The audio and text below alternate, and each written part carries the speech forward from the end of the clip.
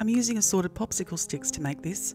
I just drew up a design, jumbo popsicle stick for the top, for each of the sides a regular sized popsicle stick, and the same for the bottom. This is just the face plate. I'll build this piece first, and before I go gluing anything down, I'm going to cut out the designs that I've drawn in. Take your time when cutting anything curved so your wood doesn't split.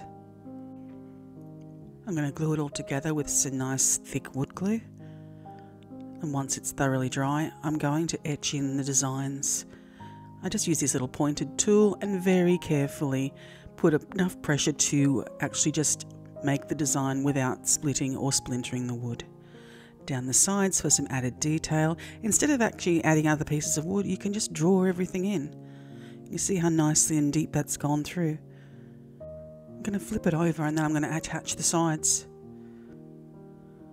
These are just 2 pieces of jumbo popsicle stick that were sliced almost in half just to get the right depth. Once these are thoroughly dry, I'm going to pop in some shelves. These are just made from popsicle sticks cut to the right length. 5 in all. And now to make a top, I've used 2 pieces of the jumbo popsicle stick, slightly rounded the corners, and I've just made the 2 together because it just adds a nice element of detail without any work. Once that's all lovely and dry, I can put the back on. I used a jumbo popsicle stick and another piece because it wasn't quite wide enough. You can see I'm using the join there as a guide to make it look like wooden panels in the back. And as before, I'm going to etch them in with this pointed tool. Glue it in, wait till it's nice and dry, and then I'm going to give it a bath in a nice watered down acrylic paint wash. It's a reddish kind of brown. I just wanted to get the right colour, which is just a bit of a mahogany kind of thing going on, but when it dries it will be a different colour, as you can see.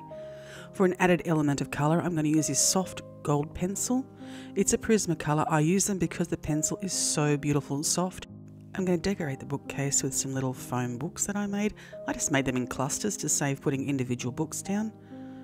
Glue them in, of course, with PVA glue so I don't dissolve the foam. And just some little plastic beads that look like random assorted objects that are relevant to this. Small little individual books on top. And that's all there is to it.